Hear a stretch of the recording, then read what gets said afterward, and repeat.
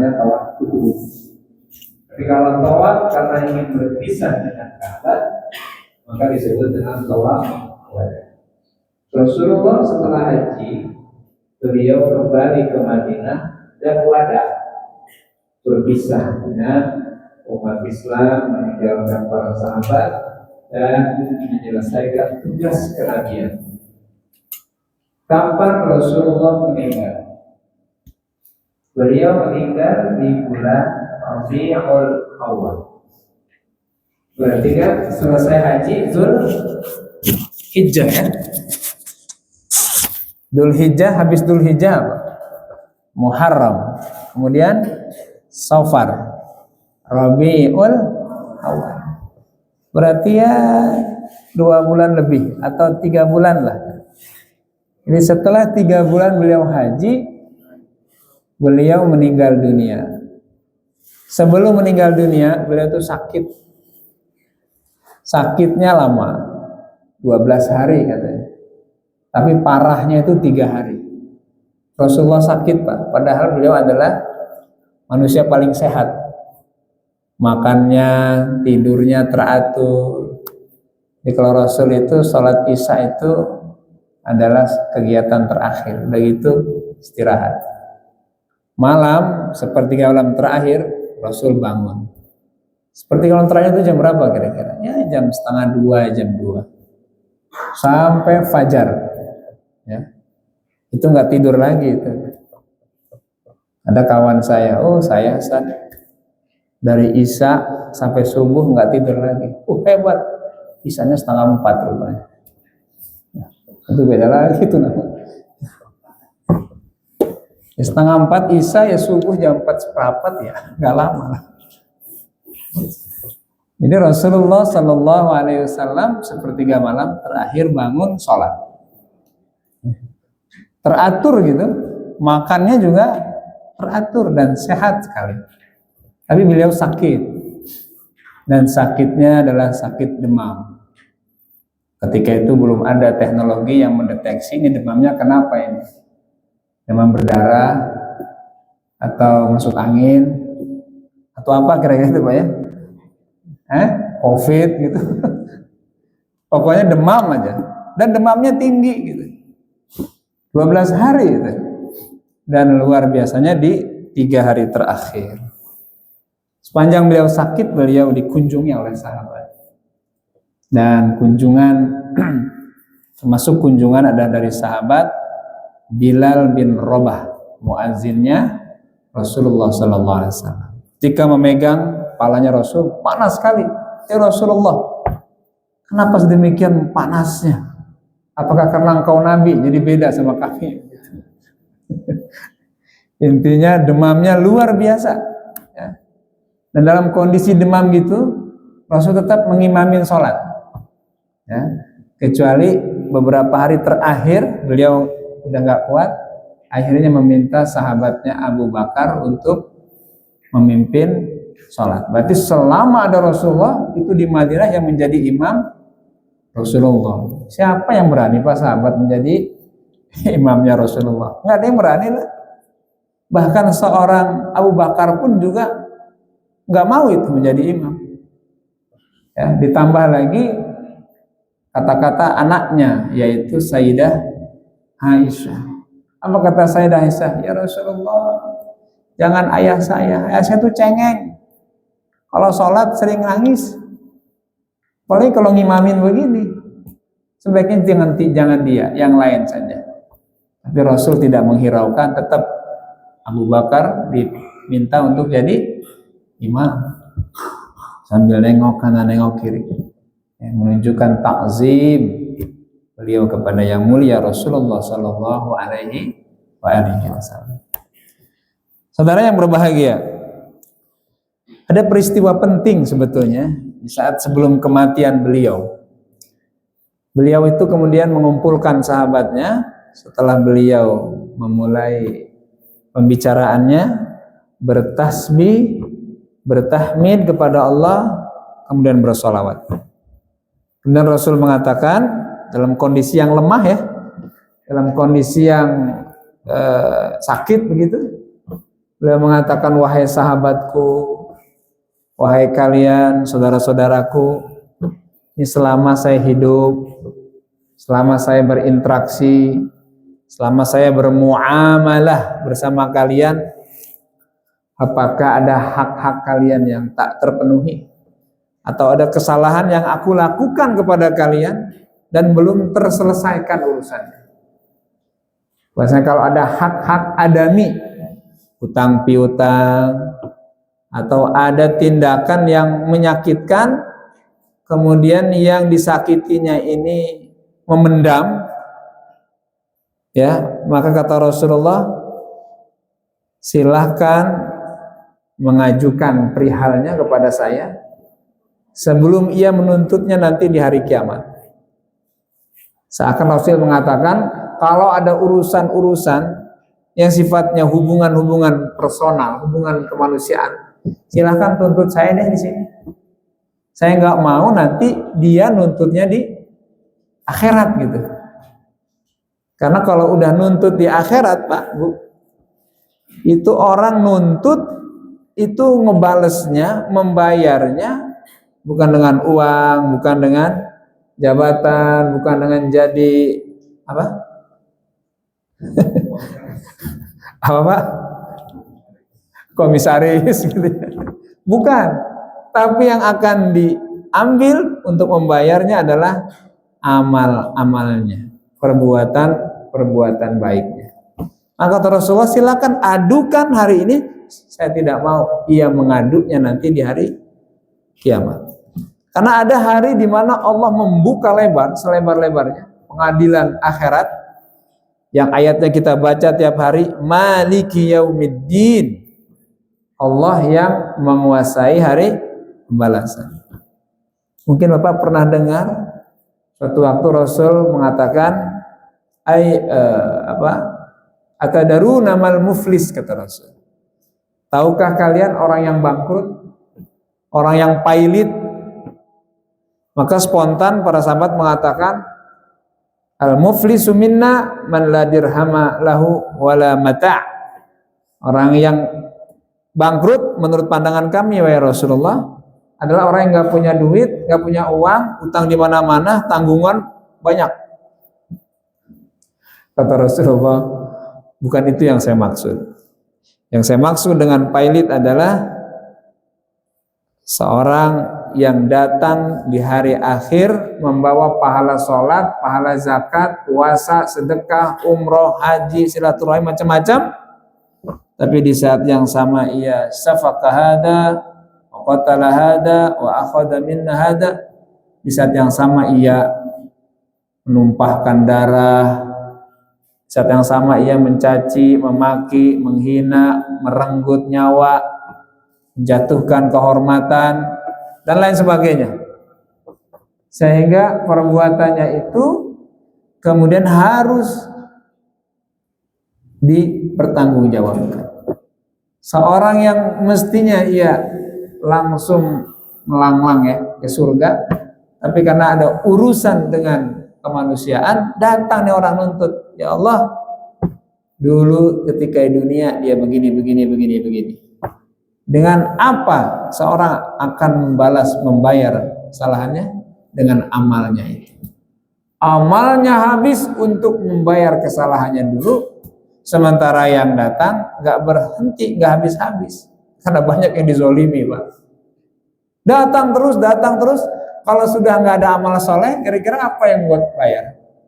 Maka kata Rasul dalam hadis itu, kesalahan yang nuntut ditimpakan kepada yang dituntut. Kan udah nggak ada amal lagi. Maka untuk membayarnya, kesalahan yang menuntut ditimpakan kepada yang dituntut. Akhirnya dosa orang lain ditanggung sama yang dituntut ini. Saking bermasalahnya di dunia ini. Nyawa orang diambil. Ya Allah. Harga diri dijatuhkan. Fitnah sana sini. Ngeri banget tuh. Terlalu banyak yang dizolimi, terlalu banyak yang menuntut haknya, dosa orang yang menuntut ditimpakan. Sehingga bukan hanya amal solehnya habis, tapi dia harus menanggung dosa orang lain. Itulah kata Rasul orang yang ahli. Nah, dengan kondisi begitu kata Rasulullah, silakan kalau ada kesalahan, kalau ada haknya yang terampas, terambil, silakan nuntut hari ini. Saya takut, saya nggak mau nanti dia nuntut di akhirat. Itu lagi sakit, Pak. Lagi sakit, demamnya tinggi gitu. Jadi nggak sibuk, lagi sakit begitu, ngumpulin anak begitu ya. Nah, ayah udah berat banget ini, bapak udah nggak kuat lagi ini. Akhirnya bagi-bagi wasiat, Pak ya. Biasa kan gitu ya. Tolong nanti jangan berseteru, jangan berantem antar saudara, akur ya. Ya bagus nasihat. Apa nggak punya banyak uang, nggak punya banyak harta, ada sih kendaraan, ya nanti kalau meninggal ya dijual, bagi barang-barang. Ada rumah di sana tuh investasi, nanti dijual barang-barang. Kalau rumah samping jangan dijual. Kenapa? Rumah orang gitu. Ya, jadi itu biasanya kan. Tapi Rasulullah Shallallahu Alaihi Wasallam kemudian berpikir urusan kemanusiaan mesti selesai. Kalau ada yang kemudian terambil haknya, terampas kehormatannya, tuntut silakan. Menegangkan itu Pak. Lagi sakit. Nggak ada tuh Pak satu yang angkat tangan berdiri untuk mengajukan perihalnya. Lama sampai Rasul mengulang-ulang 3 kali. Wahai sahabatku, wahai saudaraku, kaum muslimin, seandainya ada haknya yang belum terberikan, ada kesalahan yang saya lakukan dan belum terselesaikan, silahkan tuntut hari ini sebelum ia menuntutnya nanti di hari akhir. Tiba-tiba berdiri Pak, seorang laki-laki, nggak populer, nggak terkenal. Langsung dia mengatakan, ya Rasulullah, seandainya engkau tidak mengatakannya berkali-kali, dan seandainya engkau tidak memaksa kami untuk melakukan ini, saya tidak mau. Tapi karena engkau mengatakannya berkali-kali, mendesak agar siapa yang punya urusan untuk menuntutnya hari ini, maka saya berdiri untuk mengambil kesempatannya. Wah, ini terlalu berani ini sahabatnya. Rasulullah lagi sakit. Maka kata Rasul silahkan. Maka kata laki-laki ini yang kemudian diidentifikasi namanya Ukasah bin Mahin. Nah, namanya siapa? Ukasah bin Mahin. Ada yang Ukasah bin Muhsin katanya gitu ya. Dia mengatakan, wallahi ya Rasulullah, ketika terjadi perang Badar, ini perang pertama ya, aku menyertaimu dalam perang itu, aku bersamamu dalam pertempuran itu, dan aku mengiringimu dari samping. Ketika kuda dipecut untuk mempercepat langkahnya, larinya, ketahuilah pecut itu mengenai tubuhku, mengenai bagian dari tubuhku. Rasul faham tuh dengan apa yang dimaksudkan oleh Ukasah bin Mahin. Nah, kata Rasulullah, silahkan engkau tuntut ya Ukasah. Nah, saudara yang berbahagia, karena Rasul faham apa yang dimaksudkan oleh Ukasah, artinya Ukasah juga sangat pengen nyambuk. Karena kata Ukasah, ya Rasulullah, saya tidak tahu engkau memecut itu dan mengenai tubuhku itu sengaja atau tidak sengaja. Tapi kata Rasulullah, wallah, demi Allah tidak mungkin seorang Rasul menyengaja untuk mencambuk sahabatnya. Tapi Ukasah tidak pedulikan itu. Pokoknya intinya Ukasah ingin membalas apa yang ia pernah rasakan dulu dengan cambukan Rasulullah Shallallahu Alaihi Wasallam. Saudara yang berbahagia, kemudian Rasulullah langsung menyuruh sahabatnya, namanya Bilal bin Rabah. untuk mengambil cemeti di rumah Rasulullah Shallallahu Alaihi Wasallam yang tentu jaraknya dekat. Kan rumah Rasul dan Masjid Rasul itu kan sampingan, Pak. Ya. Jadi apa yang disebut hari ini dengan Raudhah, yaitu Masjid Rasulullah. Samping Raudhah itu adalah rumah Rasulullah. Berapa langkah? Ya kalau sekarang mungkin berapa langkah aja. Jadi kalau Rasul sholat qobliyah di rumah, itu pasti keburu, Pak. Keburu bermakmum atau mengimami sholat di dalam masjid. Kan Rasul pernah mengatakan, Pak, khairu sholatir rajul fi baitihi illal mafruḍah. Sebaik-baiknya sholat laki-laki adalah di rumahnya kecuali yang wajib. Apa maknanya itu, Pak?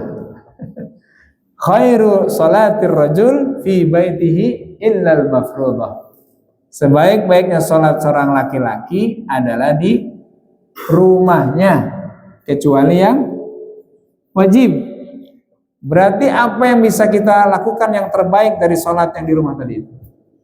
Tahajud, duha, mutlak, tasbih, termasuk qobliyah dan ba'diyah.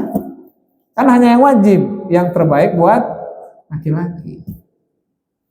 Nah Rasulullah qobliyah di rumah, ba'diyah di rumah. Bisa keburu sholatnya? Bisa. Bapak-bapak qobliyah di rumah, ya kan? Rumahnya 500 meter, insya Allah masbuk. Ya Pak ya? Kalau mengamalkan hadis ini, itu insya Allah masbuk gitu Pak. Jadi harus dikondisikan juga, harus tahu. Saya nggak tahu rumahnya yang paling dekat Bapak siapa di sini Pak. Pak Wahyu berapa meter Pak Wahyu? 100. Kamu alim berapa? Ya? 50. Ada yang paling jauh Pak? Oh Bapak, berapa meter kira-kira Pak? 701 meter. 300 meter Pak? Masya Allah. Ya kalau Pak Wali mungkin bisa qobliyah di rumah, ya kan? Nanti subuhnya di sini. Kalau Bapak qobliyah di rumah, insya Allah Pak. Tinggalan tapi kan adil ya, kalau orang rumahnya jauh itu kan ada catatan amal dalam melangkah itu ya. Wih luar biasa. Nah saudara-saudara kembali ke tadi. Jadi Rasulullah Shallallahu Alaihi Wasallam menyuruh Bilal untuk mengambil pecut atau cemeti. Maka kemudian kembali Rasul pegang cemeti. Kata Rasul, ya Ukasa, apa yang menjadi hakmu silakan tunaikan. Apa yang menjadi keinginanmu silakan lakukan. Saya siap untuk menerima itu semua. Wah, melihat kayak gitu Pak, sahabat kan geram Pak, kesel, apa bahasanya? Wah, nyebelin ini Ukasa segitunya begitu. Hanya karena kena cemeti dan itu nggak sengaja, mau nuntut coba. Jadi maafin kayak begitu. Tapi nggak begitu kalau bukan Ukasa. Dia beranikan diri, pokoknya saya harus membalas. Nah saudara, kegeraman para sahabat ini juga kolektif gitu. Ada sahabat Umar di situ Pak. Ada sahabat Ali, sahabat Abu Bakar, sahabat Utsman dan sahabat-sahabat yang lainnya. Jadi kalau Rasulullah SAW itu kan kalau setiap sholat nih, maghrib, isya, subuh dan sebagainya, kan berjamaah Pak. Berjamaah setelah assalamualaikum itu sambil memantau, nih mana sahabat fulan, mana nih sahabat fulan, hadir nggak nih ketika sholat. Makanya Rasul kalau habis sholat tuh balik kanan Pak. Ya, jadi imam nih balik kanan sambil ngelihat gitu. Si fulan kemana ya? Ini si fulan kemana gitu. Oh dia sakit, jadi tengok lah. Oh dia lagi musafir, kita doakan lah. Oh dia lagi telat, kenapa? Di belakang saja. Dan lain sebagainya sambil mengecek begitu. Sahabat hadir ketika itu semua, apalagi tahu bahwa Rasulullah sakit. Wah, tentu ingin tahu apa yang ingin dikatakan oleh yang mulia Rasulullah Muhammad sallallahu alaihi wa alihi wasallam. Kegeraman itu dirasakan oleh para sahabat. Apa kata Abu Bakar? Ini sahabat yang dekat ini. Ya Ukasah, kau tahu siapa Rasul di hadapan kita. Sungguh terlalu berani engkau melakukan itu. Seandainya engkau mau, kau bisa kisos saya.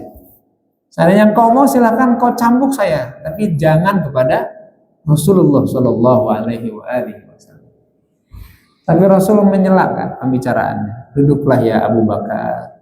Allah tahu kedudukanmu dan kemuliaanmu.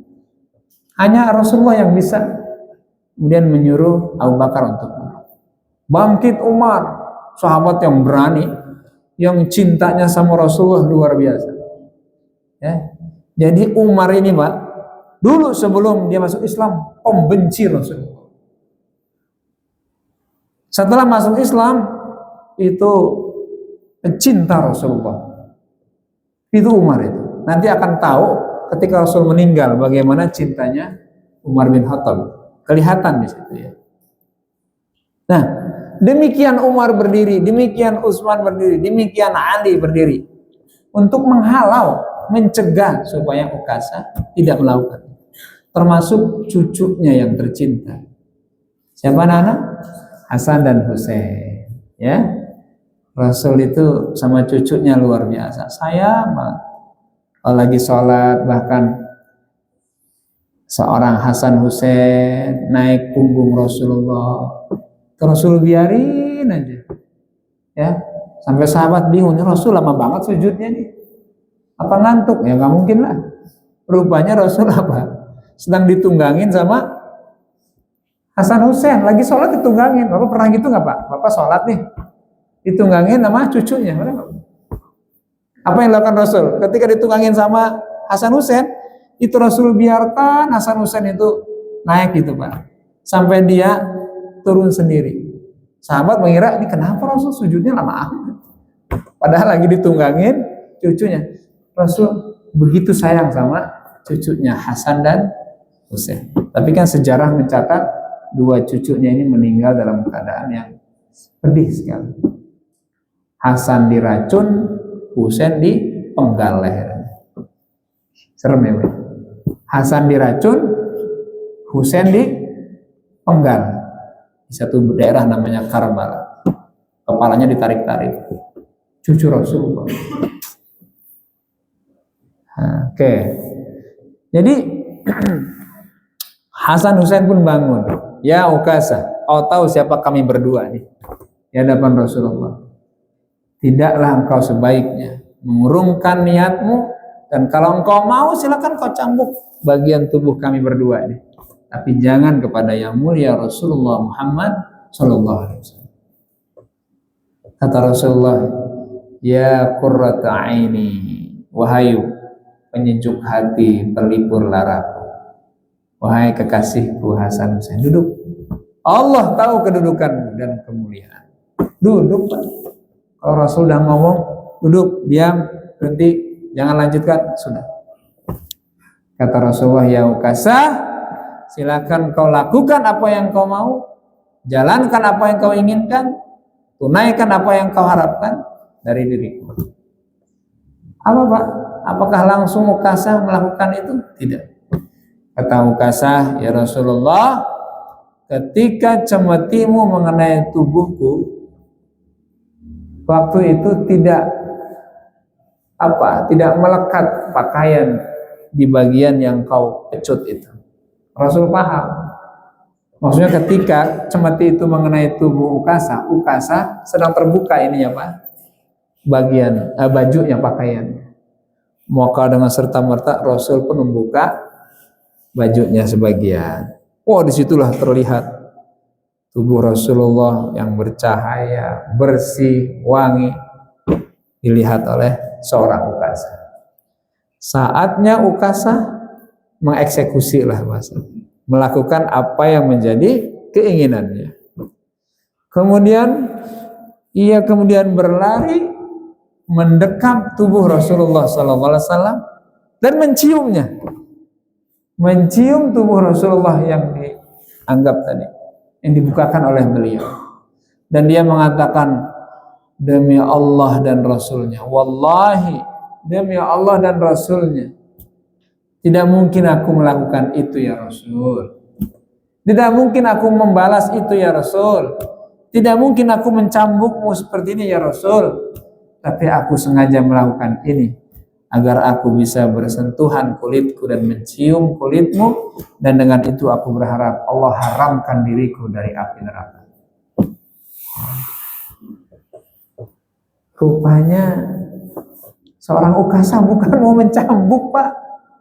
Hanya ingin menjadi diperhatikan oleh beliau dan ingin bersentuhan kulitnya dengan kulit Rasulullah dan bisa mencium kulitnya Rasulullah SAW. Kalau bahasa hukumnya kayak gitu apa itu? Modus ya? Modus. Modus ini, karena ingin mencium, ada aja gitu. Nah saudara yang berbahagia, apa yang kemudian Rasul katakan dengan tindakan Ukasah? Wallahi, kata Rasul, wallahi Allah merahmati sahabat ini, dan kalau engkau ingin tahu bagaimana calon penghuni surga, maka lihatlah pada laki-laki ini. Maksudnya pada Ukasah bin Mahin. Ketika Rasul mengatakan begitu, Ukasah dapat salam. Oh Ukasah, salam untukmu, bahagia untukmu. Kau telah mendapatkan kehormatan melalui lisan Rasulullah Sallallahu Alaihi Wasallam. Kau mendapatkan kemuliaan melalui lisan yang mulia Rasulullah Sallallahu Alaihi Wasallam. Dicium itu Ukasah. Kalau tadi Ukasah mencium kulit Rasul, kali ini Ukasah dicium pipinya. Oleh siapa? Sahabat. Menunjukkan apa? Selamat, engkau mendapatkan kemuliaan itu. Kau mendapatkan kehormatan itu melalui lisan yang mulia Rasulullah Sallallahu Alaihi Wasallam. Sejarah mencatat meninggalnya Ukasah luar biasa terhormat, ya, dan banyak hal-hal yang menakjubkan yang terjadi pada Ukasah bin Mahin. Nah saudara yang berbahagia, setelah peristiwa itu yang cukup menghebohkan ya, dan di luar dugaan, di luar ekspektasi kalau kata orangnya, kirain Ukasah mau mencambuk Nabi gitu. Taunya justru sebaliknya, menunjukkan cintanya, kagumnya, takjubnya, rindunya, sayangnya, sehingga ia melakukan sesuatu yang tidak disangka-sangka. Ia adalah sahabat yang didoakan oleh Rasulullah Muhammad Sallallahu Alaihi Wasallam. Setelah peristiwa itu selesai sudah, artinya tidak ada yang menuntut Rasul, tidak ada yang minta kisos sama Rasul, menunjukkan keridhaan para sahabat, keikhlasan para sahabat kepada yang mulia Rasulullah Sallallahu Alaihi Wasallam. Ini penting ini. Berarti Rasulullah disaksikan sebagai hamba Allah yang baik, yang bahkan ketika digelar gelar perkara, ketika dipublikan siapa yang menuntut, itu kan forum bebas itu, yang mau menuntut silahkan deh. Tapi ternyata hanya seorang Ukasah yang maju, Pak. Itu pun juga bukan untuk membalas, tapi ingin mencium Rasulullah Sallallahu Alaihi Wasallam. Saudara, berikutnya Rasul kembali ke rumah dan harus merasakan sakit yang luar biasa. Demam tinggi, Pak. Makin hari makin tinggi. Dan tepat setelah sholat subuh, kemudian beliau mengakhiri hidupnya pada tanggal 12 Rabiul Awal.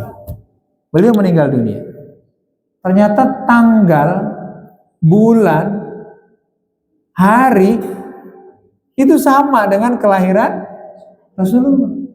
Rasul itu lahir hari Senin, sehingga beliau syukur dengan kelahiran harinya itu puasa di hari Senin, ditambah dengan hari Kamis, Kenapa Kamis? Saat dimana amal mingguan itu diangkat ke langit. Jadi Senin, Kamis, puasa. Lahir hari Senin, wafat hari Senin. Lahir tanggal 12, meninggal juga tanggal 12. Lahir bulan Rabiul Awal, wafat juga Rabiul Awal. Tahunnya tahun gajah, meninggalnya tahun, jangan gajah lagi. Kalau tahun gajah lagi namanya nggak bergerak. Nah, di usia yang hari ini ya cukup lumayan lah ya, usianya 63 tahun. Nah, saudara yang berbahagia, jadi tanggal, hari, bulan itu sama dengan kelahiran. Kau bisa bayangkan, Pak, kematian Rasul, wafatnya beliau diawali dengan sakit yang lumayan lama, dan akhirnya berhentilah kehidupan Rasulullah SAW, dan beliau wafat di kota yang sangat diharamkan, disucikan, Madinah Al-Munawwarah.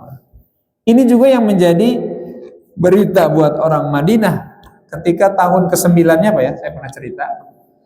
Kan di tahun ke-9 kan penaklukan Mekah ya. Begitu baiknya Rasul sama orang Mekah, seluruhnya diampuni, dimaafkan, gak ada pembalasan, gak ada tumpah darah.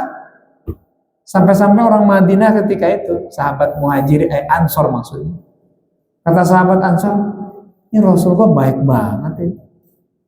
Dimaafkan semua orang pernah musuhinya, dimaafkan semua orang ingin membunuhnya, baik banget ini. Jangan-jangan Rasul nggak balik nih ke Madinah, beliau akan kembali ke Mekah dan membangun rumah, serta tidak akan kembali ke Madinah. Kan gitu desas-desusnya, Pak. Tapi kan Rasul dengar desas-desusnya, sehingga Rasul mengatakan, wallahi, demi Allah, hidupku dan matiku bersama kalian. Hidupku dan matiku bersama kalian. Hidup dalam dakwah, hidup dalam perjuangan, meninggal Rasulullah di Madinah Al-Munawwarah. Kan Rasul ketika penaklukan Mekah nggak lanjut ke Mekah, Pak, balik beliau ke Madinah sampai mengakhiri hidupnya di kota Madinah Al-Munawwarah. Nah, persoalannya, Pak, ketika Rasul meninggal, tentu kesedihan meliputi seluruh Madinah. Awan kesedihan menutupi kota Madinah, ya, dan mereka semua kehilangan Rasulullah, sedih karena Rasulullah meninggalkan mereka. Dalam kondisi seperti itu, Pak, ada berapa peristiwa. Peristiwa pertama adalah orang-orang Madinah itu berpikir mereka, ini Rasul meninggal. Madinah sebagai sebuah wilayah berdaulat, punya kekuasaan, punya rakyat yang banyak, administrasi yang sudah berjalan. Ini kalau Rasul meninggal, siapa ini yang ngurusin? Ini kalau dibiarkan akan terjadi fitnah yang besar, akan terjadi prahara yang luar biasa. Dan Rasul nggak ada wasiat apa-apa lagi. Rasul nggak berwasiat kalau saya meninggal begini-gini, nggak ada, Pak, nggak ada. Hanya beliau jauh-jauh hari pernah bilang, seandainya saya meninggal, maka kuburkan saya di tempat saya meninggal, dan tolong yang memandikan saya adalah Fadl dan keluargaku. Yang memandikan saya adalah Fadl dan keluarga. Itu nasihat Rasul, wasiat Rasulullah. Selebihnya tentang kepemimpinan, tentang kekuasaan, nggak ada nasihat, nggak ada wasiat sama sekali. Sehingga sejarah mencatat bahkan penguburan Rasulullah saja itu agak terkendala. Jadi hari ketiganya atau hari keduanya gitu, baru Rasulullah dimakamkan. Nah, ini banyak faktor. Pertama, bingung sahabat itu. Terus kedua juga sungkan, ini gimana memperlakukan Rasul, orang yang paling mulia ini. Nah, sisi lain, para sahabat juga berpikir, ini kalau Rasul meninggal, urusan keumatan, urusan negara, urusan wilayah, urusan politik, ini gimana? Sehingga orang-orang Ansar ketika itu berpikir harus cari yang bisa menggantikan Rasulullah SAW. Maka mereka berkumpul nih di satu tempat namanya Saqifah Bani Sa'idah. Namanya apa? Saqifah Bani Sa'idah. Satu tempat berkumpul lah, punya Bani Sa'idah ya. Satu kelompok, satu suku. Apa yang mereka bicarakan? Mereka membicarakan tentang yang menggantikan Rasulullah. Mereka orang-orang Ansar, berarti orang Madinah, suku Aus dan suku Khazraj. Akhirnya mereka melihat ada seorang pemimpin di antara kita, tokoh di antara kita. Maka disebutlah seorang yang bernama Sa'ad bin Abu Ubaidah. Nah, ini tokoh Madinah yang disegani, Pak. Mereka mengatakan menyiapkan seorang pemimpin untuk mengatur Madinah, namanya Sa'ad bin Abu Ubaidah. Ini terjadi di Bani Saqifah Bani Sa'idah. Tapi kemudian orang-orang Quraisy, berarti orang Ansar ya, yang datang, Abu Bakar di situ kan, itu pun juga berpikir, siapa yang akan menggantikan Rasulullah SAW? Abu Bakar ketika itu mengatakan, kayaknya Umar yang terbaik ini, yang bisa menjadi pemimpin setelah Rasulullah. Tapi kemudian Umar kan menolak. Justru sebaliknya, Umar lah yang mengusung nama Abu Bakar Siddiq. Abu Bakar ingin Umar, tapi Umar justru mengusung Abu Bakar.